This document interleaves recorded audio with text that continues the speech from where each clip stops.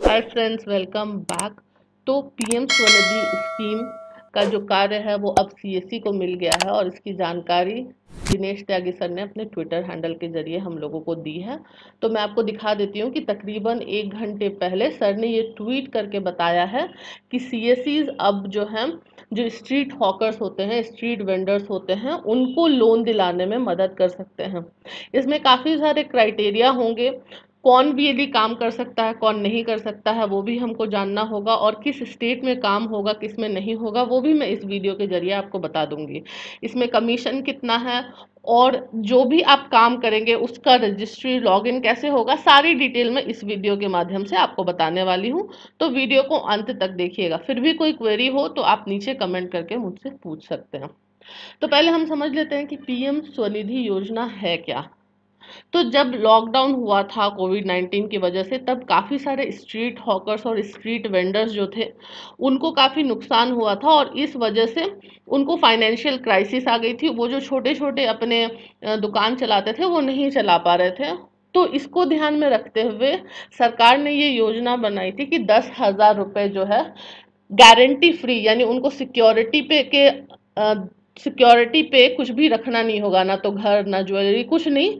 सिर्फ उनको बिना किसी गारंटी के एक 10,000 रुपये का लोन दे दिया जाएगा। तो इसको ही पीएम स्वनिधि योजना कहते हैं। और इसके इसके अंतर्गत तकरीबन 50 लाख स्ट्रीट वेंडर को फायदा मिलने वाला है। तो इसके लिए एक सर्वे भी किया गया था और सर्वे के अंदर बहुत सारे ऐसे स्ट्रीट वेंडर्स थे जिनका पंजीकरण किया जा चुका है, और बहुत सारे स्ट्रीट वेंडर का पंजीकरण नहीं भी हो पाया था, क्योंकि अक्सर सर्वे में ऐसे छूट जाते हैं बहुत सारे स्ट्रीट वेंडर्स। तो ये ऐसा है, और इसकी एक कंप्लीट लिस्ट भी है जो कि आप पीएम स्वनिधि, जहाँ पे इसकी वेबसाइट है, वहाँ पे अगर आप जाओगे तो आपको इसकी डिटेल भी मिल जाती है कि कहाँ पे लिस्टिंग हुई है, कहाँ पे नहीं हुई है, वो पूरी डिटेल आपको वेबसाइट पे मिल जाती है। तो ये हो गई एक बात। और इसमें 10,000 तक का सब्सिडाइज्ड रेट ऑफ इंटरेस्ट पे लोन मिलता है। लेकिन रेट ऑफ इंटरेस्ट एग्जैक्टली कितना होगा वो मैं आपको आगे बताऊंगी। इसमें जो भी लोग लोन लेंगे उनको रेगुलर बेसिस पे लोन का रीपेमेंट करना होगा, और अगर वो करते हैं तो उनको डिजिटल ट्रांजैक्शन के थ्रू, अगर करते हैं रीपेमेंट और ट्रांजैक्शंस भी एक्सेप्ट करते हैं, तो इसके तहत उनको काफ़ी सारे कैशबैक ऑफर, जैसे 50 रुपये, 100 रुपये ऐसे मिलेंगे। तो जब हम किसी भी वेंडर को अप्रोच करेंगे कि आप ये लोन ले लीजिए, तो हमको ये बातें उनको बतानी होंगी ताकि उनको कन्विंस करना इजी हो जाए। अब यहाँ पे जो सब्सिडी रेट है वो 7% लिखा गया है। हालांकि बहुत जगह इसको 9% भी मेंशन किया गया है। तो एग्जैक्ट रेट ऑफ इंटरेस्ट हमको शायद सीएससी वीएलई को बता दिया जाएगा, त्यागी सर की तरफ से या फिर डीएम की तरफ से। अगर अगर जो लोग भी वेंडर्स ये लोन लेते हैं तो पहली बार में उनको 10,000 रुपये तक का लोन मिलेगा, और अगर वो सही से रीपेमेंट करते हैं तो 20,000 रुपये तक का भी लोन मिलेगा। ये देख लीजिए, यहाँ पे है PM Svanidhi, PM street vendor Atmanirbhar Nidhi योजना, जिसको कि शॉर्ट फॉर्म में पीएम स्वनिधि योजना कहते हैं। और इसमें जो है क्या क्या आपको एलिजिबिलिटी क्राइटेरिया क्या है, वो हमको जानना बहुत ज़रूरी है। अगर हम किसी को भी इनरोल कर देते हैं तो फिर हमारा काम जो है वो किसी फायदे का नहीं होगा, उल्टा नुकसान हो जाएगा, क्योंकि टाइम वेस्ट हो जाएगा हम लोगों का।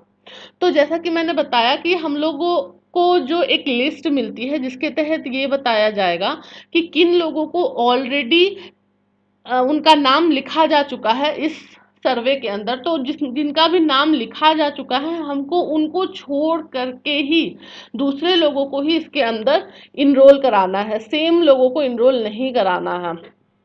यहाँ पे मोरेटोरियम पीरियड कुछ भी नहीं मिल रहा है इनको। और यहाँ पे जो लोन स्कीम है वो 7% रेट ऑफ इंटरेस्ट पे ही मोस्टली ये दिया जाएगा, यानी ये सब्सिडी मिल रही है।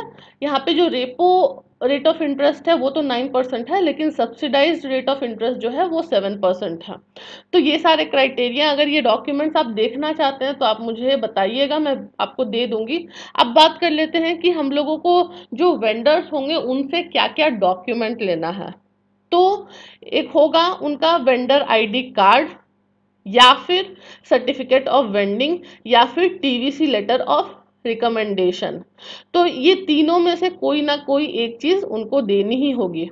ये जो डॉक्यूमेंट्स मैं बता रही हूँ, या तो वो गवर्नमेंट के तरफ से बनता है, या फिर ये लोग खुद ही अप्लाई करके ऑनलाइन ये लेटर वगैरह बनवा सकते हैं। तो इसके लिए ये डॉक्यूमेंट्स, क्योंकि जो भी वेंडर्स होते हैं उनकी दुकान तो कोई रजिस्टर्ड होती नहीं है, ऐसा तो है नहीं कि उनको FSAI या फिर उद्योग आधार ऐसा कुछ उनके पास रहेगा, तो उनको ये तीन में से कोई एक डॉक्यूमेंट प्रूफ देना ही पड़ेगा। उसके साथ साथ ही उनको KYC डॉक्यूमेंट यानी नो योर कस्टमर डॉक्यूमेंट जो रहता है वो देना पड़ेगा, जो है आधार कार्ड या फिर voter identity card, driving licence, MNREGA card या फिर पैन कार्ड। तो इनमें से कोई एक डॉक्यूमेंट KYC के लिए लगेगा। और जो भी उनका आधार है वो बैंक से लिंक होना चाहिए, ये कंपलसरी है। और सबसे बड़ा प्रॉब्लम जो यहाँ पे है मैं आपको वो बता देती हूँ, उनका मोबाइल नंबर जो है वो लिंक रहना चाहिए आधार के साथ। अब हम लोगों को ये पता है कि ये जो वेंडर्स होते हैं इनको इतनी जानकारी नहीं होती है इन चीज़ों की, इसकी वजह से उनका मोबाइल नंबर ज़्यादातर आधार के साथ नहीं जुड़ा हुआ रहता है। तो ये एक प्रॉब्लम हो सकती है इनरोलमेंट के टाइम पे। कमीशन की बात करें तो 59 रुपीज़ मिल रहा है हर एक एप्लीकेशन फिल करने का। जो भी VLE फिल करेंगे तो उनको 59 रुपीज़ इसमें कमीशन मिलेगा। ये एग्रीगेट कमीशन है, ऑफ कोर्स इसमें फिर TDS वगैरह तो कट होते ही हैं, तो वो कट होंगे।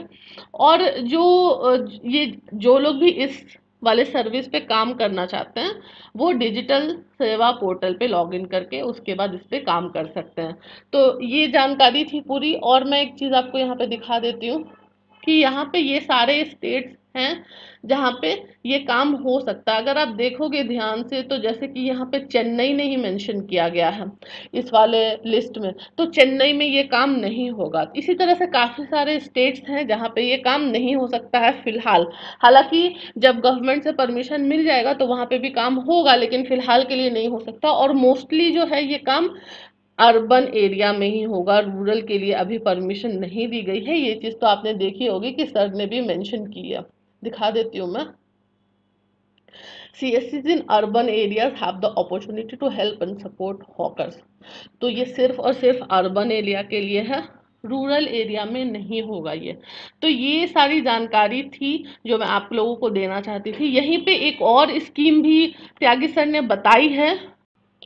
वहीं रूरल एरियाज में अगर आप काम करना चाहते हैं तो सर ने NRA के बारे में घोषणा की गई है, और NRA का काम भी जो है वो अब CSC के थ्रू ही होगा। और VLE जो रूरल क्षेत्र में रहते हैं वो NRA का काम करा सकते हैं। तो इस पे अगर आप कंप्लीट वीडियो देखना चाहते हैं कि किस तरह से काम होगा, कितना कमीशन होगा, या फिर इसके लिए क्या क्या एलिजिबिलिटी क्राइटेरिया वगैरह हैं, तो आप मुझे नीचे कमेंट करके बताइएगा। मैं नेक्स्ट वीडियो में NRA के बारे में आपको कंप्लीट जानकारी दे दूंगी।